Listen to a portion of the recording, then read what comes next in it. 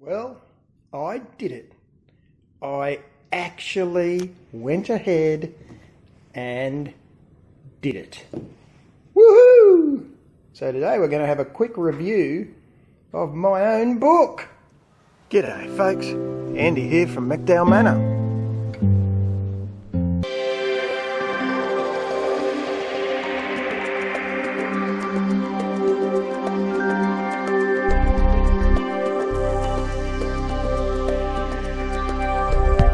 It's called Tiny City Farming for obvious reasons, and it's about do-it-yourself food. So that's growing and cooking, of course. And you'll see there's a whole lot of stuff where I'm giving garden tips and all that sort of stuff. How I go about cooking, how I go about growing things.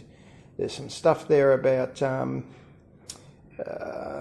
keeping livestock, what livestock you could keep fairly reasonably easily on a city block, and some stuff there about looking after the environment and stuff like that. Obviously, since it's a cookbook, there's also going to be a heap of recipes, and you can see there I've organised it pretty much by season. So spring, summer, autumn or fall and winter, and it's stuff that we like to cook, and largely, not entirely, but largely it's using things that we grow. I've also included right at the start the year-round staples, so there's some the recipes and talk about how to make bread, how to make sausages, how to make a couple of different cheeses, how to make your own beer and wine. Talk about jams and preserving things, and that's what the canning is, and stuff like that. So there you go, let's have a look what it looks like inside. Like I say, this is the soft cover book. I made it with a self-publishing mob called Blurb. I'll put a link in down below. You can see that's the beer one, that's how to make country wines. There's how to make sauerkraut, quiche, overnight oats. Now a lot of these I do actually have YouTube videos on how to do it. So I do tend to reference them as well.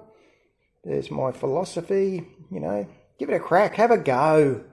I've had things for you, I've showed you all my mistakes and things that fell over. If you don't have a go, you're never going to succeed at anything, are you? So that's the software that this mob use is pretty good. It's pretty easy. But I will tell you the catch, and I wasn't very happy when I worked it out. When you export it as a PDF, the pictures all come out as low resolution. Now, obviously, they're doing that to stop you from printing it somewhere else. Which I guess I can understand, but it's annoying. Now, the other problem I had with them was the cost, just even on the softcover book, got fairly expensive. Now, admittedly, there's a lot of pages in here. There's over 100 pages, 104 to be exact. So, it was always going to get a little bit more expensive. The other thing I have a little bit of umbrage at is the cost of transport. So I bought 10 copies of the book. I found that when there was a discount code, and counting shipping, it still cost me $45 per softcover book, which is pretty expensive really when you think about it, although it is a nice big book. So what I did then was I thought, well, I don't want people to be, anyone who wants to buy it, I don't want them to have to pay that sort of money. We're not made of credit cards here, are we? So I did one as a magazine. Now that kept the cost down. It's actually a lot better than I thought it would. They talked about economy paper. Well, the economy paper is actually pretty good. So including the transport on the magazine one, which is actually as well, just put the two together, it's actually slightly bigger, which is good. It's thinner, so it's lighter to ship as well. So with shipping, I got the cost of that down to about $20 a pop, which is much more, that's Australian dollars, which is much more reasonable. I was pretty happy about that. But there you go. So I spent over 12 months on this little project.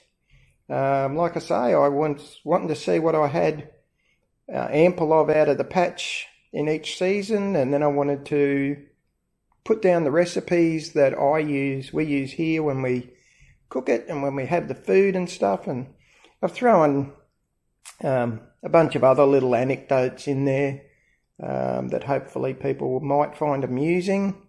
The plan for me this year is I'll give this to each of my poor children.